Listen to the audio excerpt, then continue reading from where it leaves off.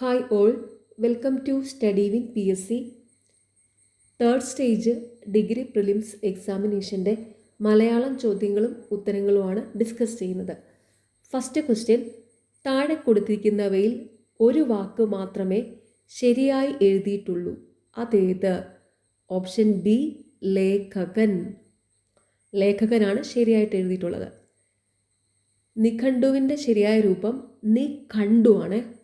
അതുപോലെ ശബ്ദമല്ല, ശബ്ദമാണ്, ശബ്ദം. കൃത്യനിഷ്ഠ, കൃത്യനിഷ്ഠയുടെ ആ ടായ ഉണ്ടല്ലോ, അത് ആ വട്ടപ്പൂജ എഴുതുന്ന ടായ വരുന്നത്. കൃത്യനിഷ്ഠ, അതാണ് ആ പൂജ എഴുതുന്ന ആ ഒരു ടായാണ് വരുന്നത്. ടായിട്ട, കൃത്യനിഷ്ഠ.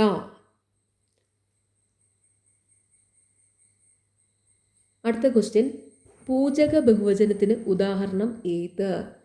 ഓപ്ഷൻ സി, ഗുരുക്കൾ. പൂജക ബഹുവചനം എന്ന് പറഞ്ഞു കഴിഞ്ഞാൽ ബഹുമാനാർത്ഥം സൂചിപ്പിക്കാൻ പ്രയോഗിക്കുന്ന ബഹുവചന രൂപങ്ങളാണ് പൂജക ബഹുവചനം. അപ്പോൾ അതിന് എക്സാമ്പിൾസാണ് ഗുരുക്കൾ, താങ്കൾ, ശിഷ്യർ, സ്വാമികൾ, അവർകൾ.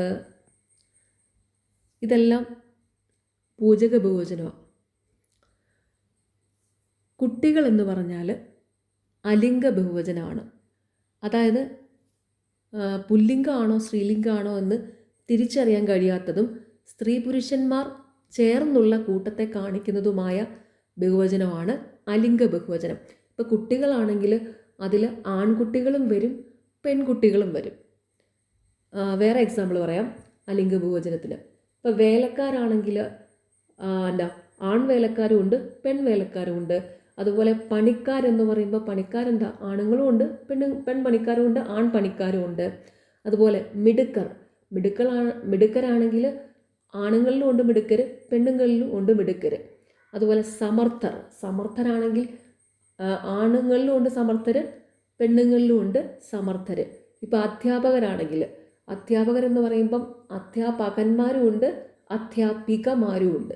അപ്പോൾ ഇതുപോലെ പറയുന്ന ബഹുവചനമാണ് അലിംഗ ബഹുവചനം. അപ്പോൾ അവിടെ ഒരു പ്രത്യേക ലിംഗത്തെ കാണിക്കുന്നില്ല, സ്ത്രീലിംഗവും പുല്ലിംഗവും ചേർന്നുള്ള ഒരു കൂട്ടത്തെയാണ് കാണിക്കുന്നത് കേട്ടോ. അപ്പം അലിംഗ ബഹുവചനത്തിന് ഉദാഹരണങ്ങളാണ് എന്താണ്? അധ്യാപകർ എപ്പോഴും തന്നെ PSC മിക്ക എക്സാമിന് ചോദിക്കുന്ന പറഞ്ഞാൽ അധ്യാപകർ. അതുപോലെ കുട്ടികൾ, മിടുക്കർ, സമർത്ഥർ, വേലക്കാർ, പണിക്കാർ. ഇതെല്ലാം അലിംഗ ബഹുവചനമാണ്. സ്ത്രീകൾ, പുരുഷന്മാർ, ഇത് രണ്ടും സലിംഗ ബഹുവചനമാണ്. സലിംഗ ബഹുവചനം എന്ന് പറഞ്ഞു കഴിഞ്ഞാൽ ലിംഗത്തോടു കൂടിയ ബഹുവചനം. അതായത് സ്ത്രീ പുരുഷ നപുംസക ലിംഗങ്ങളിൽ ഏതിൻ്റെയെങ്കിലും ഒന്നിൻ്റെ ബഹുത്വത്തെ കാണിക്കാനായിട്ടാണ് ഉപയോഗിക്കുന്നതാണ് സലിംഗ ബഹുവചനം. സലിംഗ ബഹുവചനത്തിന് ഉദാഹരണങ്ങളാണ് ഏതൊക്കെയാണ്? സ്ത്രീകൾ, പുരുഷന്മാർ, വനിതകൾ, അമ്മമാർ. ഇതെല്ലാം സലിംഗ ബഹുവചനമാണ്.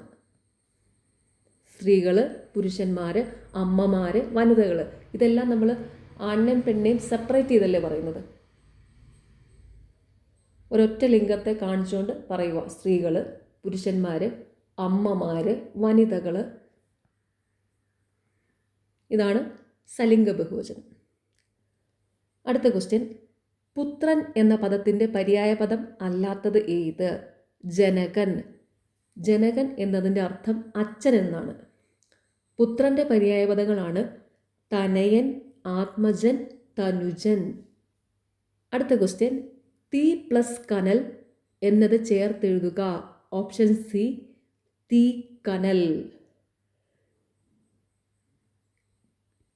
രാജാവും ഋഷിയുമായവൻ, ഇത് ഒറ്റപ്പദം ആക്കുക. ഓപ്ഷൻ ഡി, രാജർഷി. സുതൻ എന്ന പദത്തിൻ്റെ സ്ത്രീലിംഗം എഴുതുക. സുത. 800 എന്ന പദം പിരിച്ചെഴുതുക. n+100. ഇതെപ്പോഴും തന്നെ മിക്ക പരീക്ഷയിലും ചോദിക്കുന്ന ഒരു ക്വസ്റ്റ്യനാണ്. 800, n+100, 800. പിന്നെ ഈ പിരിച്ചെഴുതാൻ പറയുമ്പോഴല്ലോ നമ്മൾ കുറച്ച് അർത്ഥവത്തായിട്ട്, അതായത് മീനിങ് ഫുള്ളായിട്ട് പിരിച്ചെഴുതുവാണെങ്കിൽ അതിൻ്റെ ഉത്തരം തെറ്റാതിരിക്കാനുള്ള സാധ്യത കുറഞ്ഞ് കിട്ടും, ശരിയാവാനുള്ള സാധ്യത കൂടുതലായിരിക്കും. നമ്മളൊരു മീനിങ് ഫുള്ളായിട്ട് പിരിച്ചെഴുതുവാണെങ്കിൽ അത് ശരിയാവാനുള്ള സാധ്യത കൂടുതലായിരിക്കും കേട്ടോ. അപ്പം ഇവിടെ ഇപ്പം 800 എന്നല്ലേ, അപ്പം n+100 n+100 എന്നെടുക്കുക. അപ്പോൾ അതാണ് അതിൻ്റെ കറക്റ്റ് ഉത്തരം. ഇപ്പോൾ n+100 n+100 അതൊക്കെ ഒരു എന്നൊക്കെ പറയുന്ന എന്തെങ്കിലും അർത്ഥമുണ്ടോ? ഇല്ല. 100 എന്ന് പറയുമ്പോഴല്ലേ അതിനൊരു അർത്ഥം വരുന്നത്. അങ്ങനെയുള്ള 2 എണ്ണമാണ് ഉള്ളത്. ഒരെണ്ണം ഉള്ളത് ഏതാ? n+100 ഉണ്ട്, n+100 ഉണ്ട്. അപ്പോൾ അതിൽ കറക്റ്റ് ആയത് ഏതാണ്? n+100 ആണ്. അപ്പോൾ നമ്മൾ കുറച്ച് മീനിങ് ഫുൾ ആയിട്ടുള്ളത് പിരിച്ചെഴുതുവാണെങ്കിൽ ശരിയാകാനുള്ള സാധ്യത കൂടുതലാണ് കേട്ടോ, കൂടുതലാണ്. ഇപ്പോൾ ഇവിടെ തന്നെ എയും ബിയും കാണുമ്പോൾ ഞാൻ ഈ പറഞ്ഞത് വെച്ച് നോക്കുമ്പോൾ നിങ്ങൾക്കൊരു കൺഫ്യൂഷൻ, അയ്യോ 2-നകത്ത് 100 ഉണ്ടല്ലോ, എണ്ണും പിന്നെ എണ്ണും ഉണ്ടല്ലോ, അത് തമ്മിലൊരു കൺഫ്യൂഷൻ വരും. അതാണ് ഞാൻ പറഞ്ഞത്, ശരിയാവാനുള്ള സാധ്യത കൂടുതലാണ്. കൂപമണ്ഡൂകം എന്ന ശൈലിയുടെ അർത്ഥം എന്താ? ലോകവിവരം ഇല്ലാത്തവൻ. മേഘം എന്ന അർത്ഥം വരുന്ന പദം ഏത്? വാരിദം. വഹിനി എന്ന് പറഞ്ഞാൽ തീയാണ്, വഹിനി തീയാണ്. വാരിധി കടല്, വാരിജം താമര. ഇതിനൊരു ക്ലൂ പറഞ്ഞുതരാം. ജലത്തിൻ്റെ പര്യായ പദങ്ങളോട് ദം ചേർന്നാൽ മേഘം എന്ന അർത്ഥം കിട്ടും, തീ ചേർന്നാൽ കടൽ എന്ന അർത്ഥം കിട്ടും, ജം ചേർന്നാൽ താമര എന്ന അർത്ഥം ലഭിക്കും. അപ്പോൾ ഉദാഹരണം പറയാം. ജലത്തിൻ്റെ പര്യായ പദങ്ങളാണ് നീര്, വാരി, അമ്പു. അപ്പം മേഘം എന്ന് പറഞ്ഞാൽ എന്താ? ദം ചേർക്കണം. അപ്പം നീരദം, വാരിദം, അമ്പുദം, ജലദം, ഇതാണ് മേഘത്തിൻ്റെ പര്യായ പദങ്ങൾ. അതുപോലെ കടലിൻ്റെ പര്യായ പദങ്ങൾ നമുക്കറിയാം. ജലത്തിൻ്റെ പര്യായ പദങ്ങളാണ് നീര്, വാരി, അമ്പു. അപ്പം ജലത്തിൻ്റെ പര്യായ പദത്തോട് തീ ചേർത്താൽ കടലിൻ്റെ പര്യായ പദം കിട്ടും. അപ്പോൾ എങ്ങനെ വരും? നീരധി, വാരിധി, അമ്പുധി, ജലധി. അപ്പോൾ ആ തീ ചേർക്കുമ്പോൾ എന്തായി? ജലത്തിൻ്റെ പര്യായ പദത്തോട് തീ ചേർക്കുമ്പോൾ കടലിൻ്റെ പര്യായ പദം കിട്ടും. അടുത്തതിനി എന്താ? താമരയുടെ പര്യായ പദം നോക്കാം. അതായത് എന്താ? താമരയുടെ പര്യായ പദം കിട്ടാനായിട്ട് ജലത്തിൻ്റെ പര്യായ പദത്തോടു കൂടി ജം ചേർക്കണം, ജമ്മ്. അപ്പോൾ എങ്ങനെ വരും? ജലത്തിൻ്റെ പര്യായ പദങ്ങളാണ് നീര്, വാരി, അമ്പു. അപ്പം താമരയാകുമ്പോഴോ ജം ചേർത്ത് കഴിയുമ്പം നീരജം, വാരിജം, അമ്പുജം, ജലജം.